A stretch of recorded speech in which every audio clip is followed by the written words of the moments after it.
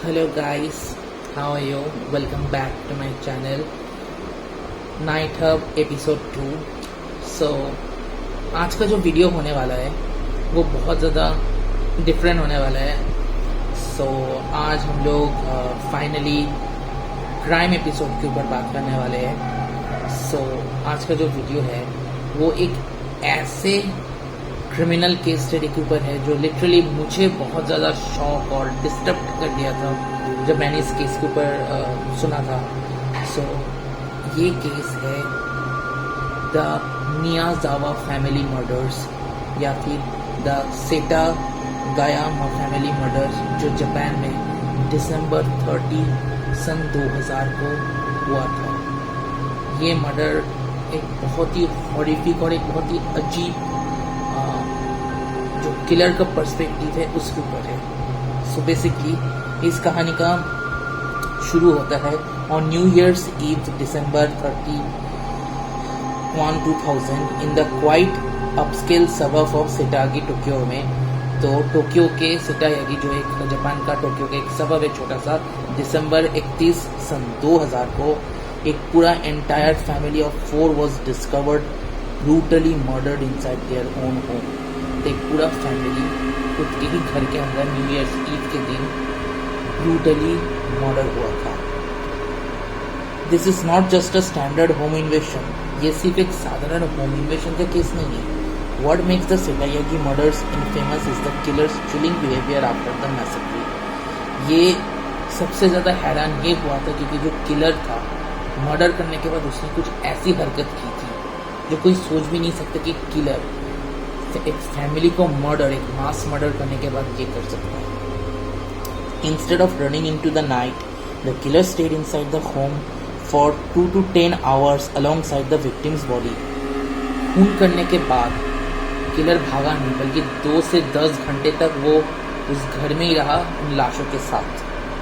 और उस लाशों के साथ जो उसने किया, मतलब उस घर में रह के जो उसने किया, वो मुझे नहीं लगता कि कोई नॉर्मल किलर कर सकता है. He ate their ice creams, treated his own wounds, surfed the internet and left behind virtually all his personal belongings, DNA and fingerprints. उसने मर्डर करने के बाद उनके रेफ्रिजरेटर से आइसक्रीम्स खाना खाए, उनके ही फर्स्ट एड किट से अपने जख्म को इलाज किया, उसके बाद उनका बाथरूम यूज किया गंदी तरीके से, उनका इंटरनेट को ब्राउज किया और लिटरली अपने फिजिकल और वर्चुअल सारे डीएनएस को वो अपनी घर में और फिंगरप्रिंट को घर में ही छोड़ के चला गया. ये केस इसलिए डिस्टर्बिंग नहीं होता कि किलर ने सिर्फ यही किया था. एक और हैरान कर देने वाला चीज़ इस केस को और भी ज़्यादा खास बनाता है वो है over 2 decades and 280,000 investigators later Japanese authorities have the killer's full DNA profile, blood, fingerprints and the clothes. 2 दशक से 2,80,000 इन्वेस्टिगेटर्स के पास उस किलर्स के जापानीज अथॉरिटी के बाद उस किलर्स का पूरा DNA, profile, blood type, fingerprint सब कुछ था. फिर भी वो लोग कभी भी आइडेंटिफाई नहीं कर पाए कि वह आदमी दरअसल था कौन. सो इसके ऊपर ये केस है. Let's start. So we have the segment 1 which is the family details. So basically हम लोग जानने वाले जो पहला सेगमेंट में है उस फैमिली के बारे में कि उस फैमिली में मियाजावा फैमिली नाम था. तो मियाजावा फैमिली में कौन कौन रहते थे और वो कैसे थे. तो सबसे पहले है मिकियो मियाजावा जिनको उम्र 44 है. वो इस घर के फादर थे यानी कि the man of the house. A dedicated corporate worker and a family man. Friends described him as gentle, quiet and passionate about his work. तो वो एक कॉर्पोरेट वर्कर थे, वो अपने काम में बहुत अच्छे थे, वो बहुत चुपचाप और एक बहुत ही अच्छे बिहेवियर के और अपने काम के ऊपर फुल डेडिकेशन वाले आदमी थे. वैसे ही उनके नेबरहुड्स ने उनके बारे में ऐसे बताया था. दूसरा थे यासुको मियाजावा 41 जो उनकी पत्नी थी और उस घर की women of the house. A loving mother, वो एक प्यारी माँ थी और वो एक ट्यूटरिंग बिजनेस यानी घर में ही ट्यूशन चलाती थी जिससे उनका एक साइड इनकम भी होता था. उसके बाद थे मीना मियाजावा जो 8 साल की उनकी छोटी बेटी थी और प्राइमरी स्कूल में थी और वो उनकी सबसे ब्राइट स्टूडेंट थी यानी कि पढ़ाई में वो काफ़ी अच्छा थी और उसको बैले और बुक्स रीड करना बहुत पसंद था. दूसरा उस घर का आखिरी सदस्य रे मियाजावा, जो 6 साल के था, उनका सबसे छोटा बेटा, और वो एक स्पीच डिसेबिलिटी यानी कि वो ठीक से बोल नहीं पाता था, एक कोई स्पीच डिसेबिलिटी से वो भुगत रहा था, जिसकी वजह से वो बहुत ही ज़्यादा डिपेंडेंट हो गया था और क्लोज था अपनी माँ के साथ, यानी कि Yasuko मियाजावा।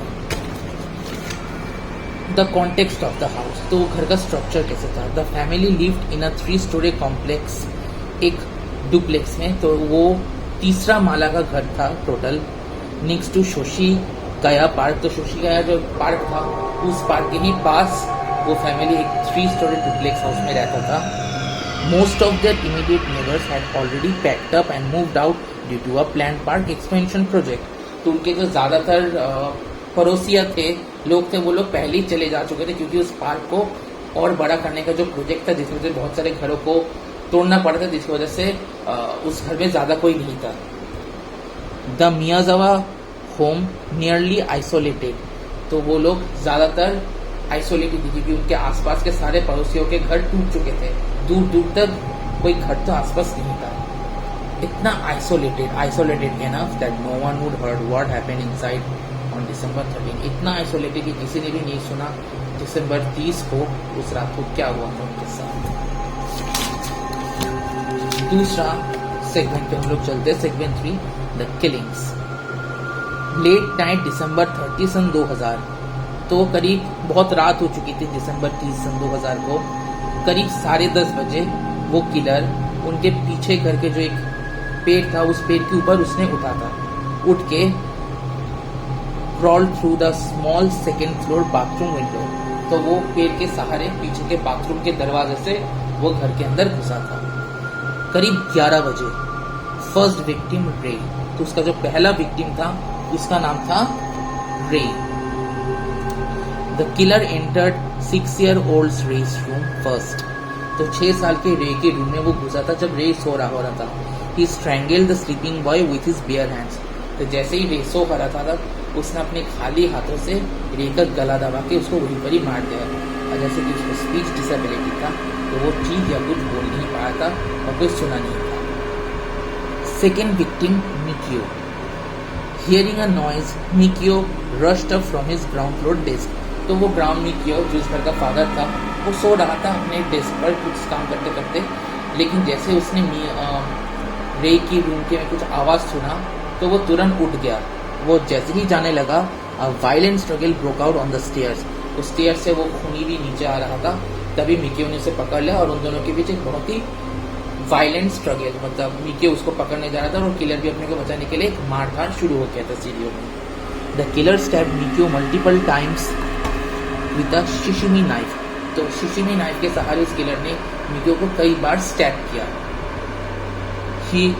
He fought back injuring the killers hand, लेकिन मिकियो हार नहीं माना था, वो लड़ता रहा यहाँ तक कि उसने उस किलर के हैंड को भी चोट पहुंचा दिया था, मगर ultimately killed at the bottom of the stair, लेकिन अल्टीमेटली सीढ़ियों के बीच में आके उस किलर ने मिकियो को मार ही डाला। द फाइनल 2 विक्टिम्स, आखिरी 2 विक्टिम्स थे यासुको और नीना, उनकी बेटी और उनकी पत्नी। The killer went upstairs to the attic bedroom, तो किलर फिर से ऊपर गया एटिक बेडरूम, यानी कि छत के नीचे जो एक रूम होता है एटिक कहते हैं, उसी के बेडरूम में यासुको और नीना एक साथ रहते थे, सो रहे होते थे वो दोनों। तो उसने उसी शिशिमी नाइफ से उन दोनों को मारा, लेकिन अचानक वो नाइफ स्नैप हो गया, यानी कि वो नाइफ टूट गया, जिसकी वजह से वो लोग वहीं पर ही खून से लगभग बहुत तड़प रहे थे। वो किलर नीचे गया, उसने उनके किचन से एक शेफ नाइफ को उठाया और ऊपर जाके वापस उनको मार के अपना काम खत्म किया। सो इसके बाद सेगमेंट 4 आता है, द किलर्स माइंड। ये हरकत बहुत ज़्यादा घिनौना हो जाता है। This is the most disturbing phase for a mystery episode. The killer treated the crime scene like his personal hideout for hours. तो ये किसी भी क्राइम सीन के लिए एक सबसे डिस्टर्बिंग चीज़ है, क्योंकि नॉर्मली क्या होता है, नॉर्मली एक किलर कत्ल करने के बाद नॉर्मली भाग जाता है, चला जाता है, कुछ भी सबूत नहीं छोड़ता, लेकिन इस किलर ने वैसा नहीं किया। मारने के बाद उस किलर ने उस घर को ऐसे ट्रीट किया जैसे कि वो उसका खुद का घर था। Raiding the kitchen, He opened the refrigerator and ate 4 containers of ice cream, drank barley tea and ate melon slices. तो उसने सबसे पहले वो किचन में गया, किचन में जाके उसने उनका रेफ्रिजरेटर खोला, 4 कंटेनर्स के आइसक्रीम, बार्ले टी और मेलन स्लाइसेस जो रखा हुआ था वो सब उसने खाए, बहुत ही गंदी तरीके से।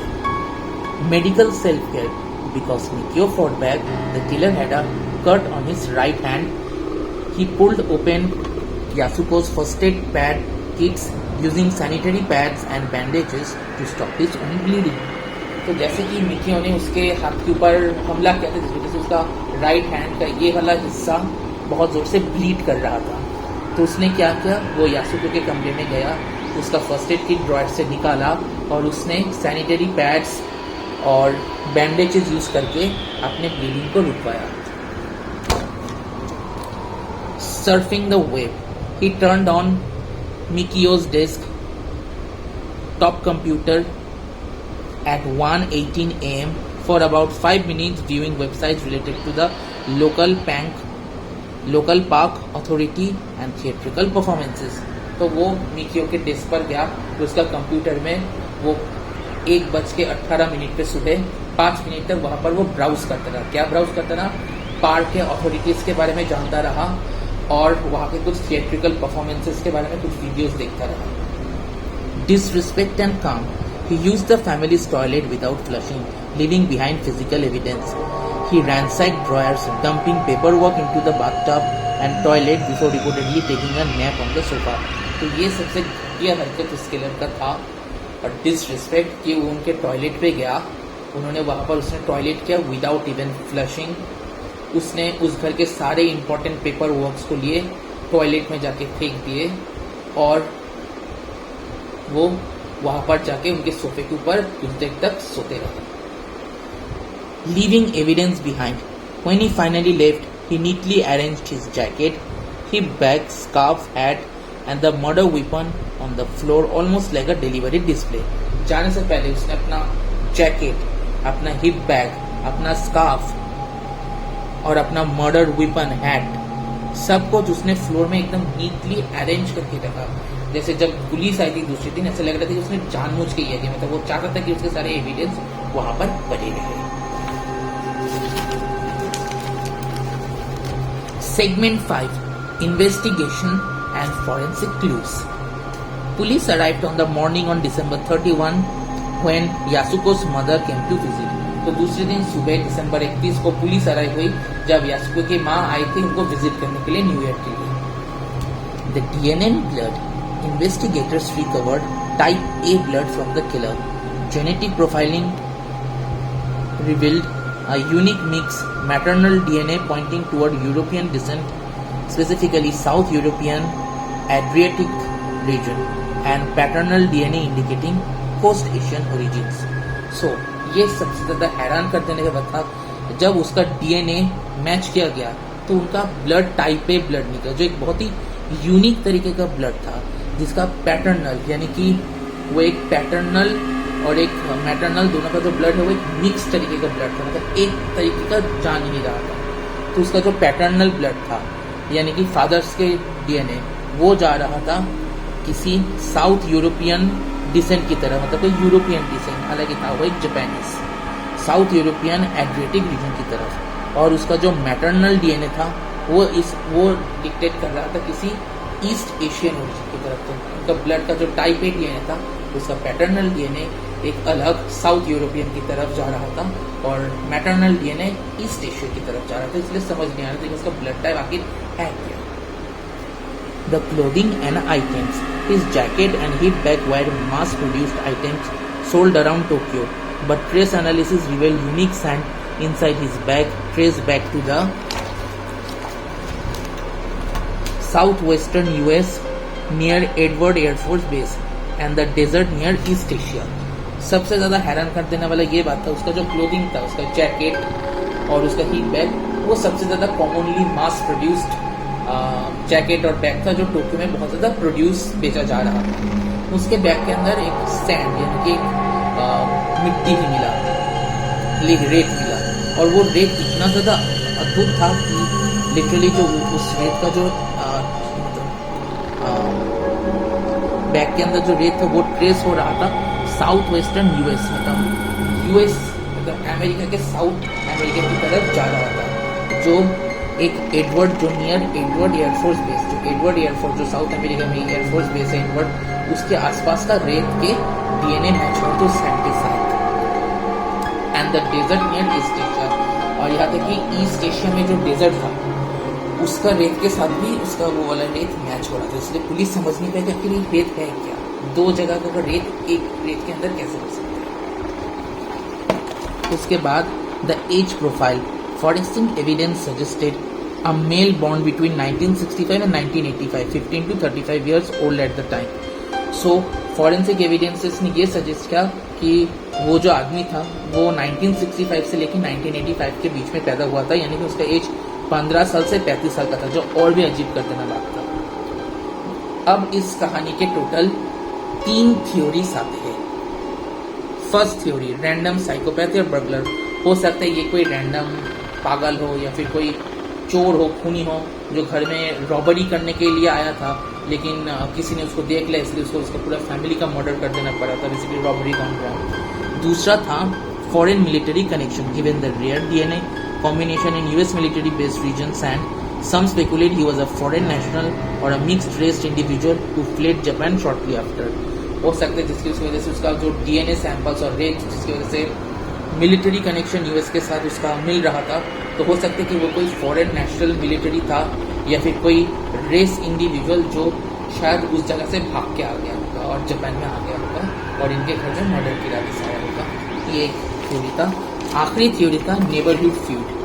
Prior complaints about skateboard noise in the nearby park caused some to wonder if a local conflict escalated into murder. बहुत दिनों से ही वो फैमिली कंप्लेन कर रही थी कि उस पार्क में बहुत सारे जो बच्चे थे स्केटबोर्ड चला रहे थे, तो हो सकता है कि कोई आदमी जब उन्होंने ज़्यादा कंप्लेन किया तो कोई बच्चा पागल होकर गुस्से से पागल होकर तो रात को आके उसने गुस्से में उसने मर्डर कर दिया। तो ये 3 थ्योरीज में से कौन सा थ्योरी सच है झूठ ये किसी को नहीं पता। फाइनली अब हम लोग आ चुके हैं इसके सेगमेंट 6 यानी कि कंक्लूजन में, द लीगल इम्पैक्ट। तो इसका लीगल इम्पैक्ट क्या रहा? The outreach and public shock from this case was so massive that Japan permanently abolished the statute of limitations for capital offenses in 2010s. So this killer can still be prosecuted no matter how much time passes. तो ये public outreach इतना ज़्यादा हो गया था, ये case इतना ज़्यादा वायरल हो गया कि जापान में 2000 so I was basically sorry because थोड़ा कुछ प्रॉब्लम हो गया था, इसकी वजह से मुझे वीडियो को थोड़ा ऑफ पॉज करना पड़ा। So let's start why we were. So segment 6 conclusion. So इस केस का लीगल इम्पैक्ट ये हुआ था कि पब्लिक आउटरीच इतना ज़्यादा हो गया था कि जापान में 2010 में परमानेंटली जो स्टैट्यूट्स था लिमिटेशन का फॉर कैपिटल ऑफेंसेस उसको हटा दिया गया। मतलब जैसे कि कुछ कैपिटल ऑफेंसेस आप कर नहीं सकते थे, आपको लिमिट थे, तो पब्लिक ने आउटरीच करके उसको परमानेंटली बैन कर दिया कि चाहे जितना भी वक्त लगे इस किलर को ढूंढा जाए जिसने इतने अच्छे परिवार के साथ इतना घिनौना कांड किया है। The standing house.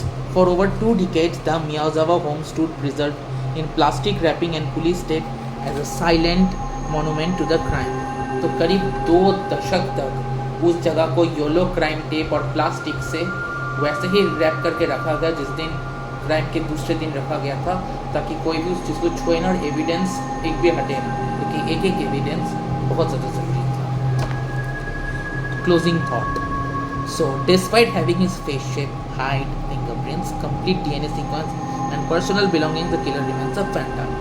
तो उस किलर के फुल DNA, ऑलमोस्ट उसका फेस शेप, हाइट, फिंगरप्रिंट्स, उसका पूरा DNA सीक्वेंस जो उसने छोड़ा था, सब कुछ रहने के बावजूद भी वो किलर आज तक पकड़ा ही नहीं गया, अनआइडेंटिफाइड फैंटम बन के रह गया। कौन था वो आदमी जिसने उस दिन दिसंबर 30 को मियाजावा फैमिली में घुस के उतने सारे लोगों का ब्रूटली मर्डर करके लिटरली उस घर में घूमा फिरा, खाया, सोया और अपने सारे डीएनएस रख के चला गया और पकड़ा भी नहीं गया?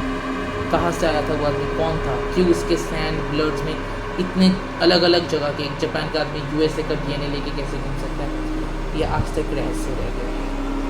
सो ये था ये स्टोरी। आप लोग बताइएगा आपको कमेंट्स में आपको कैसा लगा, एंड प्लीज़ अगर आपको ये वीडियो पसंद आए तो लाइक शेयर और सब्सक्राइब कीजिए। ताकि मैं और ऐसे अलग अलग stories crime related horror videos लेकर आऊँ। तब तक के लिए bye bye and take care.